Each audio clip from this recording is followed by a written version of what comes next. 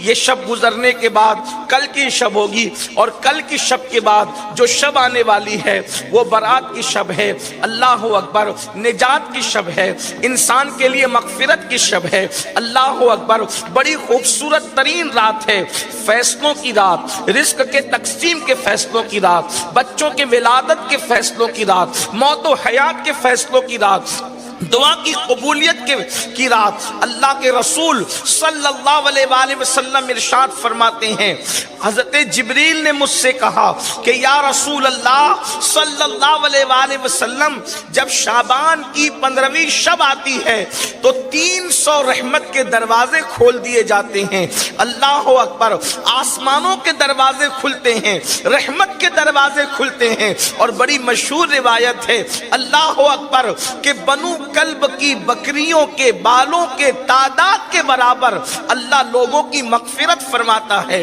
کتنے بندے بخشے جاتے ہیں، اللہ اکبر، غروب آفتاب سے لے کر کے صبح صادق تک اللہ کی رحمتوں کی چھما چھم برسات ہوتی ہے، اور اللہ کی طرف سے اعلان ہوتا ہے کوئی بندہ مغفرت کا طالب تاکہ اس کی مغفرت کی جائے، ہے کوئی بندہ روزی کا طالب تاکہ اس کو روزی عطا کی جائے، ہے کوئی بندہ دل کی مراد مانگنے والا تاکہ اس کی مراد پوری کی جائے۔ اندازہ فرمائیں، قدرت کی طرف سے خود اعلان ہو رہا ہے، اللہ اکبر، یہ کسی دنیا دار کا اعلان نہیں ہے کہ اعلان کرنے کے بعد مکر جائے، یہ کسی سیاسی انسان کا اعلان نہیں ہے کہ اعلان کے بعد بھی عطا نہ کرے، واللہ یہ میرے رب کا اعلان ہے، جس کے بارے میں اللہ نے خود فرمایا، قل صدق اللہ، اے محبوب آپ فرما دے کہ اللہ سچا ہے۔ ایک مقام پر فرمایا،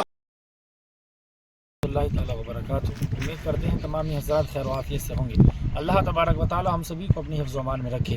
جی ہاں دوستو، جیسے کہ آپ کو معلوم ہے شب برات بہت قریب ہے، اور آج شعبان کی 3 تاریخ ہے، 15 تاریخ کو شب برات منائی جاتی ہے۔ تو شب برات پر جو مشہور ہے حلوہ جو بناتے ہیں، یہ حلوہ بنانا چاہیے کہ نہیں چاہیے، یہ حلوہ بنانا کیسا ہے، کس طرح سے کھانا چاہیے، پوری ڈیٹیل اس ویڈیو کے اندر جانیے۔ سید امین القادری صاحب نے بڑے اچھے انداز سے بتلایا ہے۔ اگر ہماری ویڈیو آپ تک پہنچی ہو تو پلیز ویڈیو کو اسکپ نہ کیجیے، بلکہ ویڈیو کے آخر تک بنے رہیں۔ اب آئیے مکمل اطمینان اور دھیان کے ساتھ میں ویڈیو سنیں۔ ان اللہ لا یخلف المیعاد، کہ بے شک اللہ اپنے وعدے کے خلاف نہیں کرتا۔ وہ اعلان کر رہا ہے، مانگنے والوں آؤ مانگو، طلب کرنے والے طلب کرو، دامن پھیلانے والے دامن پھیلاؤ، مغفرت چاہیے مغفرت مانگو، اولاد چاہیے اولاد مانگو، روزی چاہیے روزی مانگو، رزق چاہیے رزق مانگو، عزت چاہیے عزت مانگو۔ ارشاد ہوتا ہے آج جو مانگو گے تمہاری جھولیاں بھری جائے گی۔ اللہ اکبر، کتنی خوبصورت رات آنے والی ہے، بخشش کی رات، عطا کی رات۔ میرے آقا علیہ الصلوۃ والتسلیم کے پیارے دیوانوں، اس ماحول کے اندر ہمیں تو زیادہ گڑ گڑانے کی ضرورت ہے، زیادہ طلب کرنے کی ضرورت ہے۔ آج کل لوگ پوچھتے ہیں ایسے حالات میں مسلمانوں کو کیا کرنا چاہیے، جبکہ دنیا کے اندر ہاہاکار مچا ہو، دنیا کے اندر طوفان بدتمیزی بپا ہو، دنیا کے اندر جرائم اللہ اکبر گھر گھر عام ہو، کہیں پر دھواں نکل رہا ہو بستی سے، کہیں پر لاشیں بکھر رہی ہو، کہیں پر اللہ اکبر تباہی مچی ہوئی ہو، کہیں پر انسانی خون سے ہولی کھیلی جا رہی ہو، کہیں پر بچوں کی جو ہے وہ آواز چیخ اور پکار سنی جا رہی ہو، کہیں پر گھر سے بے گھر کیا جا رہا ہو، کہیں پر چھت سے بے چھت کیا جا رہا ہو، کہیں پر دوپٹے چھینے جا رہے ہو، کہیں پر آبرو لوٹی جا رہی ہو، کہیں پر انسانی خون جو ہے پانی سے بھی زیادہ سستا ہو گیا ہو، کہیں پر جانوروں کی تو اہمیت ہے انسانوں کی اہمیت نہ ہو، ایسے موقع پر کیا کیا جائے؟ اللہ اکبر، کسی بہت بڑے مفکر نے کہا تھا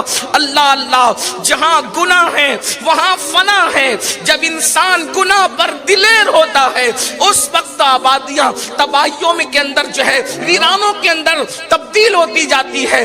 آبادیاں یوں ہی ویرانہ نہیں بنتی، آبادیاں یوں ہی ویرانیوں میں تبدیل نہیں نہیں ہوتی اس وقت تک جب تک کہ گناہ نہ ہو. گناہ بڑی خطرناک چیز ہے. جہاں گناہ ہے وہاں فنا ہے. گناہ ہمیشہ بربادی لاتا ہے. گناہ ہمیشہ تباہی لاتا ہے.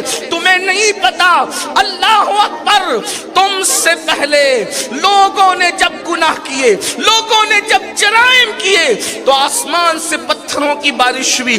پتھروں کی بارش کس نے کی؟ بہت غور سے سننے کی, خیال کرنے کی ضرورت ہے.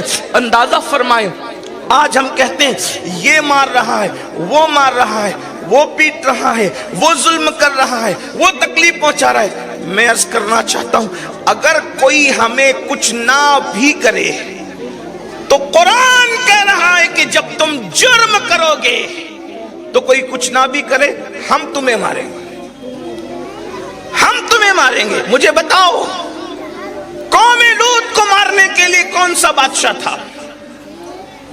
کون سی سیاسی جماعت تھی؟ کون دہشت گرد تھا جس کو آپ نام پیش کریں کہ یہ فلاں تھا, یہ فلاں تھا اور یہ فلاں تھا؟ انہوں نے اپنے آپ پہ دہشت گردی خود کی گناہ کر کے, اس لیے کہ دوسروں پہ ظلم کرنا اتنا بڑا ظلم نہیں ہے جتنا بڑا گناہ کر کے خود پہ ظلم کرنا ہے. گناہ تو خود پہ ظلم ہے. قرآن کہتا ہے وَلَوْ أَنَّهُمْ إِذْ ظَلَمُوا أَنفُسَهُمْ جَاءُوكَ, اگر وہ اپنی جانوں پہ ظلم کریں, سب سے بڑا ظلم اپنی جانوں پہ ظلم ہے. اور جان پہ ظلم اس کو کہتے ہیں کہ انسان گناہ کرے. اس لیے کہ انسان جو بھی ظلم کرے گا اس سے دنیا کی مصیبت آئے گی, لیکن جب انسان گناہ کرے گا تو اس سے جہنم کا دردناک عذاب ہوگا. اور جہنم کا دردناک عذاب کیا ہے؟ تو یاد رکھنا اس کے سر پر اپنی جرائم کا بوجھ ڈال کر ہم سبکدوش نہیں ہو سکتے, ہمیں کلین چٹ نہیں مل سکتی. اندازہ کریں قرآن کہانی قصے کی کتاب تو نہیں, لیکن قرآن نے جو قصص بیان کیا ہے اس لیے بیان کیا تاکہ عبرت ہو, ہمیں عبرت ہو, ہمیں پتا چلے. اندازہ کریں قوم لوط نے جب جرم کیا تو اللہ پاک نے آسمان سے ڈائریکٹ پتھر برسائے, اور پتھر برسے کی شان سے اللہ اکبر, توجہ تو کریں, غور تو کریں کہ شان سے پتھر برسے. پتھر سر پہ گرتے تھے, چھوٹے چھوٹے پتھر تھے, بہت بڑے پتھر نہیں تھے, چھوٹے پتھر سر پہ گرتے تھے اور وہ انسان کے وجود کو چیرتے ہوئے نیچے سے باہر ہو جاتے تھے. اندازہ فرمائیں, اندازہ کریں, کیا آج میری قوم میں قوم لوط کا گناہ موجود نہیں ہے؟ اللہ اکبر. کچھ لوگوں کو ہواؤں سے میرے اللہ نے برباد کر دیا, آندھی سے میرے اللہ نے برباد کر دیا. کچھ لوگوں کو طوفان نوح سے میرے اللہ نے برباد کر دیا. کچھ لوگوں کو پانی میں ڈبا کر میرے اللہ نے برباد کر دیا. پتا چلا جہاں گناہ ہوگا وہاں فنا ہوگا, وہاں آبادیاں ویرانے میں تبدیل ہوگی. پھر اس کا علاج کیا ہے, اس کا حل کیا ہے؟ میں سمجھتا ہوں انسان جتنے گناہ کر رہا ہے شاید ہم لوگوں سے زیادہ آپ کو پتا ہے ہم کیا گناہ گنوا سکتے ہیں. آپ کو جو گناہ کے بارے میں علم ہے, اللہ اکبر, قوم لوط کا عمل اس قوم کے اندر موجود, قوم عاد کا گناہ اس قوم کے اندر موجود, قوم سمود کا گناہ اس قوم کے اندر موجود, اللہ اکبر, قوم شعیب کا گناہ اس قوم کے اندر موجود, قوم نوح کا گناہ اس قوم کے اندر موجود. وہ کون سا گناہ ہے جو ہم نہیں کر رہے ہیں؟ یاد رکھنا انہوں نے تو دو چار گناہ کیے اور اس کے بعد ان پہ پتھر برس گئے, ان پہ ہوائیں آ گئی, ان پہ سیلاب آ گیا, ان پہ آندھیاں آ گئی, اللہ اکبر, ان پہ زلزلے آ گئے, ان پہ چنگاڑ آ گئی, اللہ اکبر. کبھی کبھی ان پہ جوؤں کا عذاب آیا, ان پر خون کا عذاب آیا, ان پر دیمک کا عذاب آیا, ان پر مینڈک کا عذاب آیا, طرح ان پہ الگ الگ قسم کے عذابات آتے رہے. لیکن مسلمانوں آج اجتماعی طور پر ہم پر اس لیے عذاب نہیں آتا, اس لیے کہ ہمارے درمیان آمنہ کے لال مصطفیٰ جان رحمت اللہ کے محبوب موجود ہے. اور میرے امام نے اس کو بڑے خوبصورت انداز میں 2 مصروں میں بیان فرمایا. ارشاد فرماتے ہیں انت فیہم نے عدو کو بھی لیا دامن میں, انت فیہم نے عدو کو بھی لیا دامن میں. عیش جاوید مبارک تجھے شیدائیے دوست, ارے ان کی موجودگی تو دشمنوں کو بھی عذاب سے بچائے ہوئے ہیں. اگر تو رسول اللہ کا وفادار ہو جائے, جب دشمنوں کو ان کی موجودگی زندگی بچا سکتی ہے تو حضور کا وفادار ہوگا، اس دنیا میں بھی عذاب سے بچے گا، آخرت میں بھی عذاب سے بچے گا، اس شان سے کہ ڈھونڈا ہی کرے صدر قیامت کے سپاہی وہ کس کو ملے جو تیرے دامن میں چھپا ہو۔ لیکن انسان آئے تو دامن میں، آج انسان حضور کے دامن میں آنے کی بجائے گناہوں کے دامن میں آ رہا ہے، جرائم کے دامن میں آ رہا ہے۔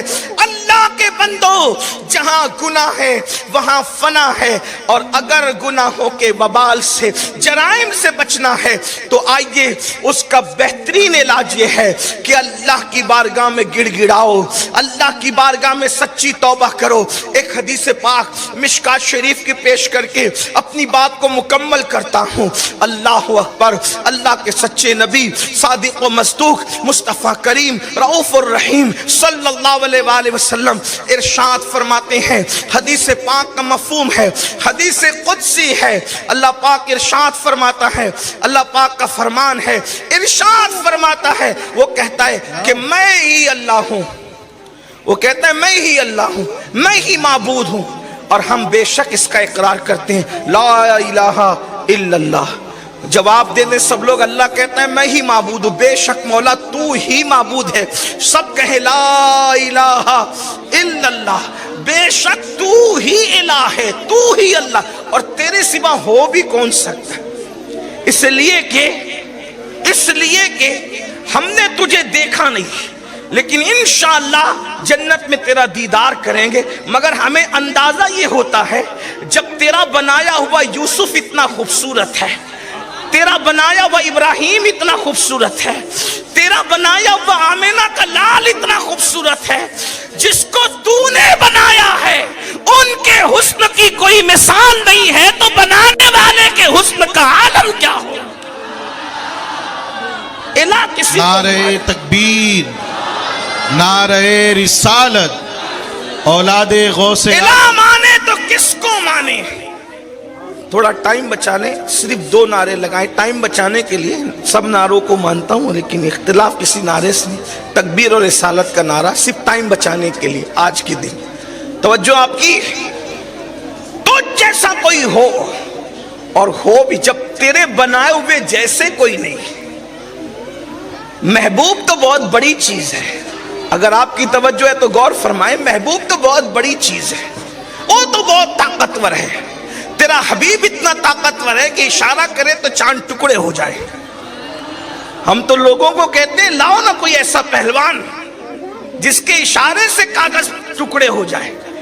بڑے سے بڑے پہلوان سے کاغذ ٹکڑے نہیں ہوتا، بلکہ ایک اشارے سے کاغذ ٹکڑے نہیں ہوتا۔ اشارہ تو دور کی بات، انگلی سے، ایک انگلی سے کاغذ ٹکڑے نہیں ہوتا۔ وہ کیا انگلی ہوگی محبوب کی کہ اشارے سے چاند ٹکڑے ہو گیا، اور صرف ٹکڑے نہیں ہوا، ٹکڑے کرنا بھی تو لوگ بہت جانتے ہیں، لیکن حضور نے صرف توڑا نہیں بلکہ جوڑ کر بتا دیا کہ توڑتے بھی ہیں اور جوڑتے بھی ہیں۔ انگلی میں اشارہ کیا ہے؟ حالانکہ توجہ فرمائے، چھری کاٹنے کا کام تو کر سکتی ہے مگر چھری جوڑنے کا، جو چیز کاٹتی ہے وہ چیز جوڑ نہیں سکتی، اور جو چیز جوڑتی ہے وہ کاٹ نہیں سکتی۔ چھری کاٹ سکتی ہے، جوڑ نہیں سکتی۔ سوئی دھاگا جوڑ سکتا ہے مگر کاٹ نہیں سکتا، لیکن حضور کی ایک ہی انگلی ہے، ایک لمحے میں اشارہ کرے تو ٹوٹ جائے، ایک لمحے میں اشارہ کرے تو جڑ جائے۔ ایک ہی انگلی ہے، کس کی؟ محبوب کی۔ قربان جائیں، جب بنے ہوئے کی یہ شان ہے تو بنانے والے کی شان کیا؟ اور وہ تو بہت طاقتور ہے، بہت ان کی طاقت یہ ہے، لیکن دنیا میں سب سے کمزور چیز کیا ہے پتہ ہے تمہیں؟ سب سے کمزور چیز دنیا میں کیا ہے؟ تو اس کو محققین کہتے ہیں دنیا میں سب سے جو کمزور چیز ہے اسے مکڑی کا جالا کہتے ہیں، بلکہ اس پہ قرآن بھی شاہد ہے۔ قرآن نے بھی مکڑی کے جالے کو بہت کمزور ثابت کیا۔ اس کو عربی میں ہمارے علماء تار عنکبوت کہتے ہیں، مکڑی کو عنکبوت کہا جاتا ہے، اور اس کے جالے کو جو وہ بنتی ہے تار ہوتے ہیں۔ کتنا کمزور ہے وہ کہ اگر ایک دن کا نہیں بلکہ چند گھنٹے کا بچہ جو ابھی آج ہی پیدا ہوا، اس کی انگلی اگر لگ جائے तो वो मकड़ी का जाला टूट जाए। कितना कमजोर है सूरज। एक दिन का बच्चा उसको तोड़ सकता है, मगर जिस खूबी के साथ मकड़ी जाला बनाती है, आज तक दुनिया में कोई साइंसदान ऐसा पैदा नहीं हुआ कि उसी खूबी के साथ मकड़ी के जाले की तरह वो कोई जाला बना सके। आप अंदाजा फरमाएं, गौर फरमाएं, तवज्जो करें। हजरत यूसुफ तो बहुत बड़ी चीज, जनाब अय्यूब तो बड़ी शान, हजरत मूसा की तो बड़ी शान, आमिना के लाल की तो कोई मिसाल ही नहीं, न कोई मिस्ल है न मिसाल है। जिसका साया नहीं है उसकी मिसाल क्या दी जा सकती है। लेकिन अंदाजा फरमाएं, एक बहुत कमजोर सी चीज जिसे मकड़ी का जाला कहते हैं, जिस शान से वो कीड़ा मकड़ी जिसे हम कहते हैं अपने जाले को बुनती है, आज तक कोई साइंसदान उसी शान के मुताबिक जाला बुन न सका, उसी तरह न बना सका। वजह कुदरत बता रही है, देखो हमारा बनाया हुआ कीड़ा जो कर सकता है, अब तक तुम भी नहीं कर सकते।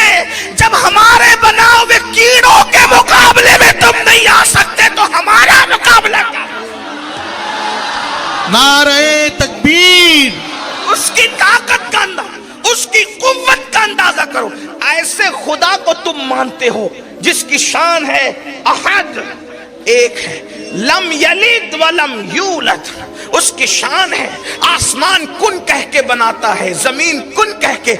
ऐसे खुदा की तुम इबादत करते हो और वो कहता है कि मैं ही इलाह हूं, बेशक तू ही इलाह और तेरे सिवा और है कौन। इसलिए कि तू ही इलाह, माबूद तो सिर्फ तू ही है।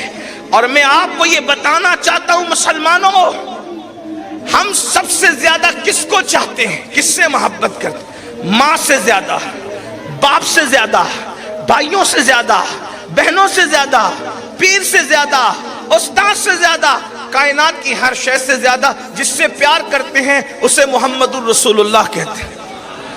लेकिन हम उनसे प्यार करते हैं, उनसे मोहब्बत करते हैं, उनकी भी इबादत नहीं करते। आपकी तवज्जो है?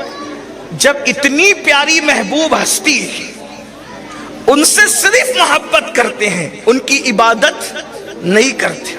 लोग सुन्नियों को बिदती कहते हैं, मुशरिक कहते हैं, हम कहते हैं इससे बढ़कर हमारी तौहीद और क्या होगी कि हम सबसे ज्यादा जिसे प्यार करते हैं, जिसके नाम पे सर भी झुका देते हैं, जिसके नाम पे अंगूठे चूमते, लब पे आ जाता है जब नामे जनाब, मुंह में घुल जाता है शहदे नायाब, वक्त में हो कि हम जा बेताब अपने लब चूम लिया करते हैं। जिसके नाम पर अपने लब चूम ले उससे प्यार का हाल क्या होगा। जिसके नाम पर हालत ये है कि मरने का भी शौक है, जिसके नाम की मोहब्बत का आलम ये है कि दिल जान सब कुर्बान करे। अरे जान नहीं बल्कि जहान कुर्बान करे, जहान नहीं बल्कि दो जहान कुर्बान करे। मजबूर होकर फिर कहते हैं कि दो ही जहान है, ये हमारी मजबूरी है। अगर इससे ज्यादा भी जहान होते तो वो भी कुर्बान करते।